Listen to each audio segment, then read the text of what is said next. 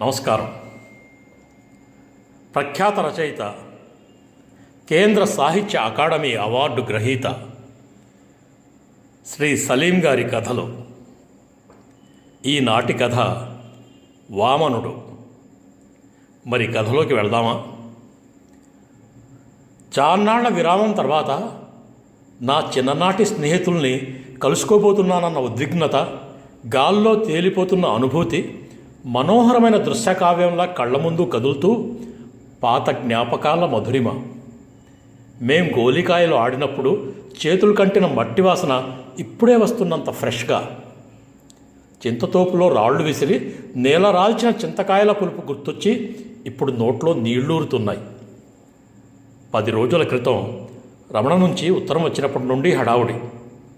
రమణ, నేను, రాము బాల్య స్నేహితులం. తోపులబడిలో elementary school నుంచి కలిసి చదువుకున్నాం. ఇంటర్ తర్వాత ఇంజనీరింగ్ చదువు కోసం రాము పిలాని వెళ్ళిపోయాడు. రమణ బీకాం పాస్ అయినాక హైదరాబాదులో ఎంబీఏ చదివి అక్కడే సొంతంగా వ్యాపారం పెట్టాడు. నేను బీఎస్సీ పాస్ అయి ఉద్యోగాల వేటలో విసిగిపోయి చివరికి మేము చదువుకున్న ఎలిమెంటరీ స్కూల్లో టీచర్గా చేరాను. ఒంగోలు నుండి హైదరాబాదుకు 10 గంటల ప్రయాణం. రైల్లో కూర్చున్న క్షణం నుంచి నా కొడుకు సిద్ధార్థని కబుర్లతో ముంచెత్తాను. వాడు నా వైపు ఆత్మీయంగా చూస్తూ, మరీ పసిపిల్లల్లా ఆ సంబరం ఏమిటి నాన్న అన్నాడు. ఒరేయ్, మా స్నేహం వయసు 40 ఏళ్ల పైనే. చింతకాయ పచ్చడి పాతబడే కొద్దీ శ్రేష్టమవుతుంది. స్నేహం కూడా అంతే. జీవన సమరంలో తలమునకలై గత 20 ఏళ్లుగా కలుసుకోలేకపోయాం. ఇప్పుడు మరి కొన్ని గంటల్లో వాళ్ళని చూడబోతున్నానన్న ఊహకే మనసు పులకరిస్తుంది అన్నాను. అలా అన్నానే కానీ మనసులో ఏదో మూల బెరుకు. దానికి కారణం నాకు వాళ్ళిద్దరికీ ఉన్న స్థాయి భేదం. రాము ఢిల్లీలో బాగా పేరున్న కంపెనీలో పెద్ద హోదాలో ఉన్నాడు. రమణ వ్యాపారంలో అంచెలంచెలుగా ఎదిగి పెద్ద పారిశ్రామికవేత్త అయినాడు. నేనే బతకలేక బడిపంతులైనాను.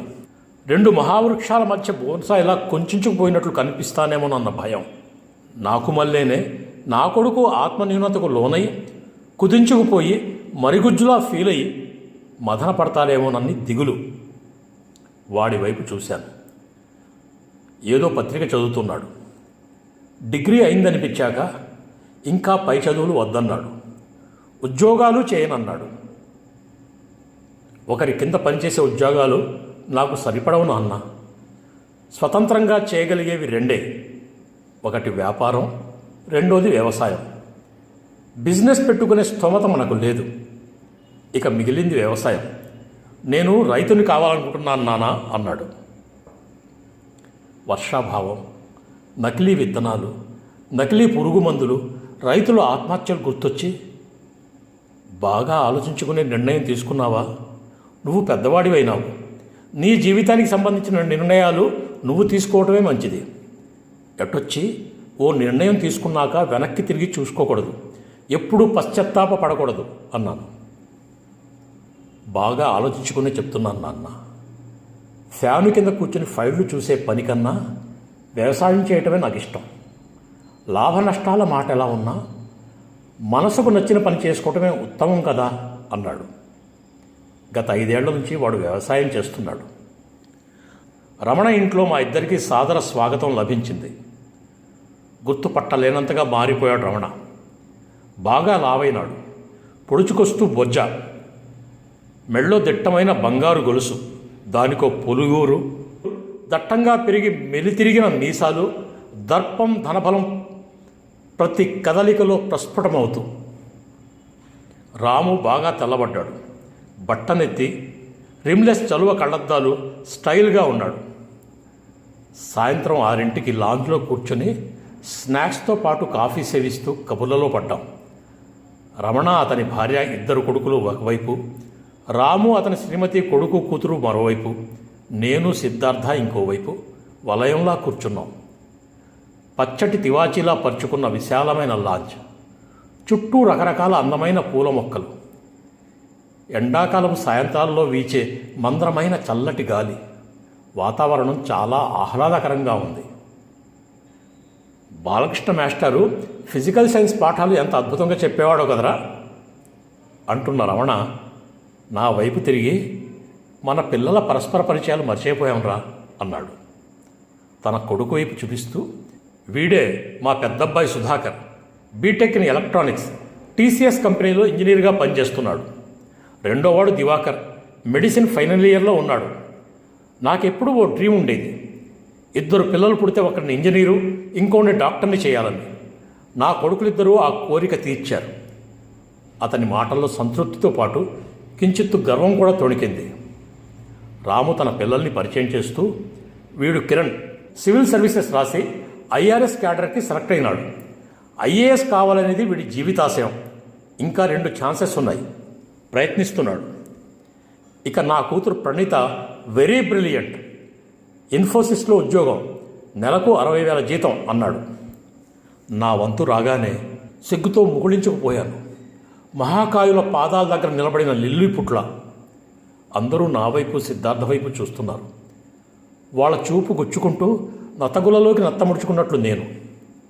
మీవాడు పేరు సిద్ధార్థానికి అది చెప్పావు, ఏం చేస్తున్నాడో చెప్పరా రమణ అడుగుతున్నాడు. నేను తల వంచుకోబోతున్నప్పుడు సిద్ధార్థ గొంతు కంగుమంటూ వినిపించింది. నేను వ్యవసాయం చేస్తున్నానండి. తల ఎత్తి వాడి వైపు చూశాను. వాడి కళ్ళు సంతృప్తితో మెరుస్తున్నాయి. నా మిత్రులిద్దరూ తమ పిల్లల గురించి ఎంత గర్వంగా చెప్పారో సిద్ధార్థ కూడా అంతే గర్వంగా తాను రైతునని చెప్పుకున్నాడు. వాడిలో కించిత్తు కూడా ఆత్మన్యూనత కనిపించకపోవటం నాకు ఆనందాన్ని కలిగించింది. పిల్లలకు, ఆడవాళ్ళకి డిన్నర్ డైనింగ్ టేబుల్ మీద ఏర్పాటు చేసి మా ముగ్గురికి మాత్రం ప్రత్యేకంగా తన గదిలో ఏర్పాటు చేశాడు. స్కాచ్ విస్కీ బాటిల్ ఓపెన్ చేశాడు రమణ. నాకు వద్దన్నాను. రమణ నవ్వి, నువ్వేం మారలేదురా. మనం ఇంటర్ చదువుకునే రోజుల్లో ఎలా ఉన్నావో ఇప్పుడు అలానే ఉన్నాం.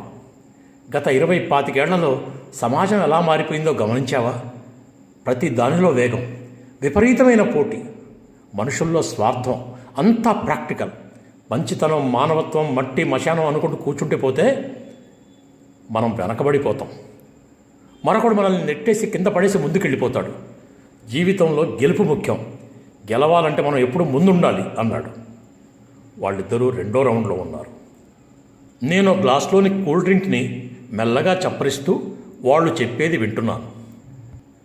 రాము నా వైపు జాలిగా చూసి రమణతో అన్నాడు, ప్రశాంతత కోరుకునేవాడు నెంబర్ 1 కాలేడు. లక్ష్యాలు, పరుగు, ఒత్తిడి మన వాడికి వేవి నచ్చవు కదరా. మన ఒంగోలులోని తోపులబడిలో ఎలిమెంటరీ క్లాస్ పిల్లలకు పాఠాలు చెప్పుకుంటూ సంతృప్తి పడిపోతున్నాడు. ఇప్పుడు మనం ఏం చెప్పినా వాడి చెవికి ఎక్కదు. వాడి మాటలకు మృదువుగా నవ్వి కబుర్ల కాక్టైల్ని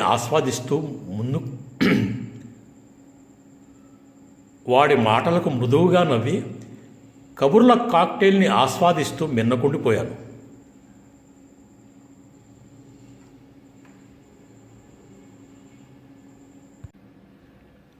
అవునరా, మనం ఇంటర్లో ప్రకాష్ గాడి రూమ్కి వెళ్ళి చదువుకునేవాళ్ళం కదా, వాడిప్పుడు ఏం చేస్తున్నాడు రాము అడిగాడు. ప్రకాష్ది ఒంగోలు దగ్గర సంతనూతలపాడనే ఊరు. రోజు ఊరెళ్ళి రావడం కష్టమని ఒంగోలులో రూమ్ అద్దెకు తీసుకుని చదువుకునేవాడు. వాడు ట్రంక్ రోడ్లో లేడీస్ ఎంపోరియం అనే షాప్ పెట్టుకున్నాడు. బిజినెస్ బాగానే ఉన్నట్టుంది. ఈ మధ్యనే మరో షాపు తెరిచాడు అన్నాను. ఉన్నట్టుండి రాము పెద్దగా నవ్వాడు. ఆగి మరలా నవ్వాడు. ఈసారి తెరలుగా నవ్వాడు.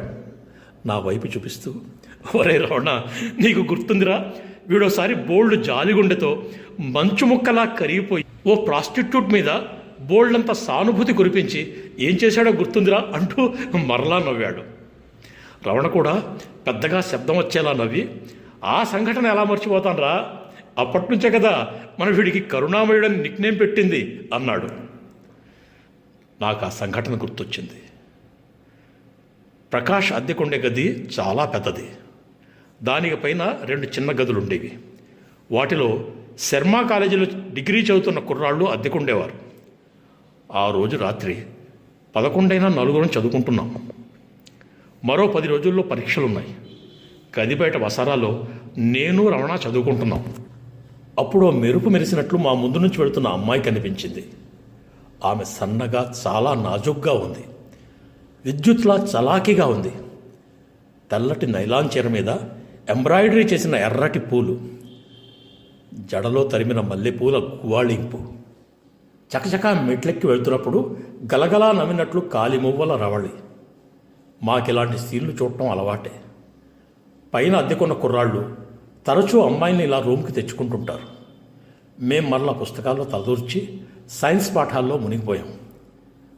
గంటన్నర తర్వాత ఆ అమ్మాయి మెట్లు దిగుతూ కనిపించింది. అడుగు తీసి అడుగు పెట్టడం నరకంలా ఒక్కో మెట్టు బరువుగా బాధగా దిగుతుంది.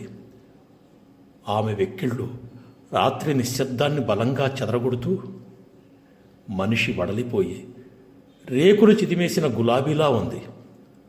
శోకదేవతల కన్నీరు మున్నీరుగా విలపిస్తోంది. నాకు గుండె పట్టేసినట్లయింది. రే రమణ, పాపం ఏడుస్తుందిరా, ఏం జరిగిందో కనుక్కున్నారా అన్నాను. నీకేమన్నా పిచ్చా? మనకెందుకురా అవన్నీ? నాకు నిద్రొస్తుంది, వెళ్ళి పడుకుంటాను, నువ్వు ఎమ్మటనే రారా అంటూ లేచి లోపలికి వెళ్ళిపోయాడు. ఆమె మెట్ల దగ్గర కూలబడి హృదయ విదారకంగా ఏడుస్తుంది. రాము, ప్రకాష్ గడప దగ్గర నిలబడి చోద్యం చూస్తున్నారు. నా గుండె ద్రవించిపోతుంది. నాకు బాధ అనిపిస్తుందిరా. ఆమె ఏడుపుని చూడలేకుండా ఉన్నాను. ఆమెను అలా ఏడ్పించిన వాడిని కసిదీర తన్నాలనిపిస్తుందిరా అన్నాను వాళ్ళతో. ఆమెను బలవంతంగా ఎవరూ ఎత్తుకుని రాలేదుగా. వళ్ళమ్ముకొని బజారులో బతికే ఆడది. తను ఇష్టపడేగా వచ్చింది, ఇప్పుడు అనుభవిస్తుంది. జాలి పడాల్సిన విషయం ఏముంది ఇందులో అన్నాడు రాము. వాళ్ళ మాటలు ఖాతరు చేయకుండా ఆమె దగ్గరికి వెళ్ళి నిలబడ్డాను. తలంచుకొని కుమిలి కుమిలి రోధిస్తున్నామని, ఏమండి ఎందుకు ఏడుస్తున్నారు, ఏం జరిగింది అని అడిగాను. విన్నారా ఈ ఏవండి అట, వ్యభిచారం చేసేదైనా ఎంత గౌరవమో మన వాడకి. ఇంకా నయం మేడం గారండి అనలేదు. రాము మిగతా ఇద్దరితో అంటూ ఎగతాళిగా నవ్వటం వినిపించింది. ఆమె వెక్కిళ్లను ఆపుకునే ప్రయత్నం చేస్తూ చెప్పింది, ఒక్కడనే ఉన్నానని. పాతిక్కి బేరమాడి పిలుచుకొచ్చాడు. మొత్తం నలుగురు వంతుల వారీగా నా శరీరంతో ఆడుకొని డబ్బులు ఇవ్వకుండా నీ దిక్కున్న చోట చెప్పుకోపో అన్నారు. కాళ్ళట్టుకొని బతిమాలుకున్న కనికరం సోపలేదు బాబు అంటూ మరోసారి భోరుమని ఏడ్చింది. ఇంటికాడ 2 ఏళ్ల బాబున్నాడు. ఆడికి నిన్నటి నుండి జ్వరం. ఇంట్లో సిల్లి గవ్వలేదు. మందులకు లేకుంటే మానే. ఆడికి బన్ను ముక్క కొనిపెడదామన్నా పైసా లేదు. 3 రోజుల నుంచి ఒక్క గిరాకీ కూడా లేదు బాబు. ఆడొచ్చి 25 ఇస్తానంటే ఆశపడ్డాను. పిల్లాడిని డాక్టర్ కాడికి పిలుచుకెళ్ళొచ్చని. ఆకలితో మలమల మాడుతున్న కడుపులో కాసిని గంజినీళ్ళైనా పోయొచ్చని. చేసింది ఎదో పని బాబు, ఎవరికి చెప్పుకోను. పోలీసోడిని న్యాయం చేయమని అడగనా? నిన్న అసలు సాని పని ఎవరు చేయమన్నారే అంటూ నా మక్కల మీద అంటాడు. లేదా నా కాడ పడుకోయే, ఆ తర్వాత నీ విషయం ఆలకిస్తానంటాడు. ఎదవ బతుకు అయిపోయింది బాబు, ఎదవ బతుకు, ముదనష్టపు జనము బాబు అంటూ మరలా వలవలా ఏడ్చింది. ఇప్పుడే వస్తానుండు అని రూమ్ లోపలికి వెళ్ళాను. మిత్రులందరూ ఏం చేయబోతున్నావురా అని అడుగుతున్నా పట్టించుకోకుండా గోడకు వేలాడదీసి ఉన్న నా చొక్కా జేబులోంచి 11 రూపాయలు మరికొంత చిల్లర పట్టుకెళ్ళి ఆమె చేతిలో పోశాను. నా దగ్గర ఇంతే ఉంది అన్నాను గిల్టీగా. ఆమె నా వైపు ఆశ్చర్యంగానో ఆనందంగానో ఆరాధనగానో చూసినట్లు గుర్తు. నాకంటే వయసులో సిన్నోడి అయిపోయావు, లేకుంటే చేతులెత్తి దండం పెట్టేదాన్ని అందామె వెళ్ళబోతూ. వాళ్ళిద్దరూ ఇప్పుడు 5వ పెగ్గులో సోడా కలుపుకుంటున్నారు. నీ స్టూడెంట్స్ అందరికీ కొంపదీసి కరుణామయుడు కబుర్లే చెప్తున్నావా? ప్రాపంచిక విషయాలు, బతుకు తెరువుకు ఉపయోగపడే విషయాలు కూడా అప్పుడప్పుడు చెప్తా ఉండు అన్నాడు రమణ. స్టూడెంట్స్ విషయం తర్వాత సిద్ధార్థని అపర బుద్ధుళ్ళ దేనికి కొరగాని పరమ పప్పుశుద్ధలా చేసినట్లు అనిపిస్తోందిరా అన్నాడు రాము. నేను మౌనంగా ఉండిపోయాను. 2 రోజులు హాయిగా గడిచిపోయాయి. ఉదయం 6:30 రైలుంది. 5:30కు అలారం పెట్టుకొని పడుకున్నాం. బయట ఏదో గొడవ జరుగుతున్నట్టు అనిపించి నిద్రాభంగమైంది. సమయం ఉదయం 5:15. ఇంకా చీకట్లు పూర్తిగా తొలగిపోలేదు. ఆ శబ్దాలకు సిద్ధార్థ కూడా లేచాడు. రమణ గొంతు పెద్దగా వినిపిస్తుంది, అరుస్తున్నట్లు. చాలామంది ఒకేసారి మాట్లాడుతున్నట్టు రణగొడ ధ్వని గోలగోలగా. మేమిద్దరం బయటికి వచ్చాం. గేటు దగ్గర గుంపుగా జనం. రమణతో పాటు రాము కూడా కోపంగా ఏదో అంటున్నాడు. విషయమేమిటో అర్థం కావడానికి కొంత సమయం పట్టింది. పని మనిషి ఎప్పటి మాదిరిగానే ఉదయం 5ంటికి ఇంటికి వస్తూ గేటు దగ్గర ముతక చెరలో చుట్టి ఉన్న మూటని చూసి ఆగిపోయిందట. తీర మూటని విప్పి చూస్తే అందులో కళ్ళు కూడా పూర్తిగా తెరవని పసిబిడ్డ, ఆడపిల్ల, ఎవరో కని వదిలేసిపోయిన పసిగుడ్డు. ఆకుపచ్చని ముతక చీరలో మూటలా కట్టి రమణ ఇంటి గేటు ముందు వదిలేసి వెళ్ళారెవరో. రమణకున్న వ్యాపార సంస్థల్లో పనిచేసే వాళ్ళ తాలూకు బిడ్డ ఉంటుందని అనుకుంటున్నారక్కడ. ఈ చండాలను నా ఇంటి ముందు వదిలేసింది ఎవరితే అదెవరో తెలిస్తే దాన్ని నరికి పోగులు పెడతాను. ఆ దరిద్రపు ముండా సిగ్గుమాలిన పనేదో చేసింది చాలక పిల్లని కనిపడేసిపోతుందా? ఏ చెత్తకుండిలోనో పడేసి చావచ్చుగా. నా ఇల్లేమైనా ధర్మసత్రం అనుకుందా?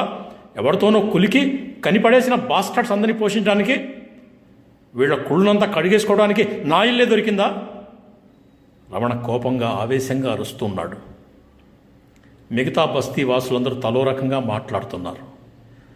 నేల మీద పడుకోబెట్టి ఉన్న పాప గుక్కపట్టి ఏడుస్తుంది. రాము కొడుకు కాబోయే కలెక్టర్ కలగజేసుకొని, తొందరగా పోలీసులకు కబురు పెట్టండి అంకుల్, వాళ్లే చూసుకుంటారు, దీన్ని తీసుకెళ్ళి ఏ అనాథాశ్రమంలోనో వదిలేసి వస్తారు అన్నాడు. ఇక్కడ ఇన్ని కుటుంబాల వాళ్ళు గుమికూడి ఉన్నారు.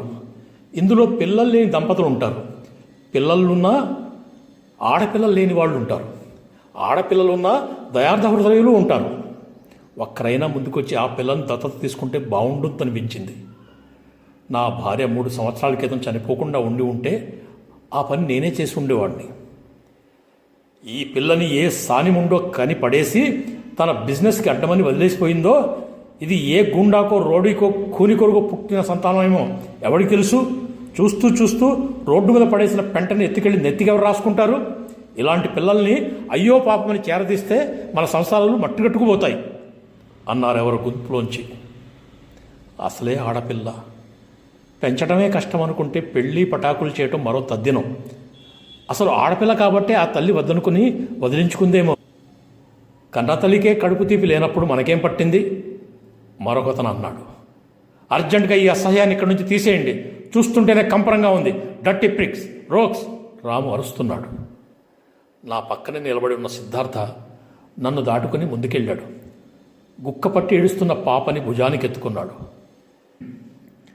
ఈ పాపని అనాథని చేసిన సమాజం సిగ్గుతో తలవంచుకోవాలి. కళ్ళైనా పూర్తిగా తెరవని పసికందుని వదిలేసి వెళ్లే పరిస్థితుల్ని ఆ తల్లికి కల్పించిన వ్యవస్థని మనం తప్పు పట్టాలి. పాపని వదిలేసే క్షణంలో ఆ తల్లి ఎంతటి కడుపు కోతను అనుభవించి ఉంటుందో మనకేం తెలుసు. ఎవరూ పుట్టుకతో తప్పుడు మనుషులు కారు. తప్పటడుగులు వేసేటప్పుడే సరిదిద్దగలిగితే ఎవరూ తప్పులు చేయరు. ఈ పాపని నేను పెంచుకుంటున్నాను అన్నాడు. రమణ, రాము, వాళ్ళ పిల్లలు సిద్ధార్థ వైపు ఓ పిచ్చివాణ్ణి చూస్తున్నట్లు చూశారు. నా కళ్ళకు వాడు భూమిని ఆకాశాన్ని 2 పాదాలతో ఆక్రమించుకున్న వామనావతారంలా ఉన్నాడు. మా ఊరికి బయలుదేరే ముందు విడుకోలు తీసుకుంటూ నా మిత్రుల వైపు సగర్వంగా చూశాను. ఈసారి నన్నెవరైనా నీ కొడుకుని డాక్టర్ని చేసావా, ఇంజనీర్ని చేసావా, లేక కలెక్టర్ని చేసావా అని అడిగితే వెంటనే తలెత్తుకుని సమాధానం చెప్తాను. నా కొడుకుని మానవత్వం ఉన్న మనిషిని చేశానని. విన్నారుగా సలీం గారి కథ వామనుడు. ఈ కథ సంక్రాంతి కథల పోటీలో 2వ బహుమతి పొందింది. ఇది ఆంధ్రభూమిలో ఆదివారం సంచికలో 18 జనవరి 2004 ప్రచురింపబడింది. నమస్కారం.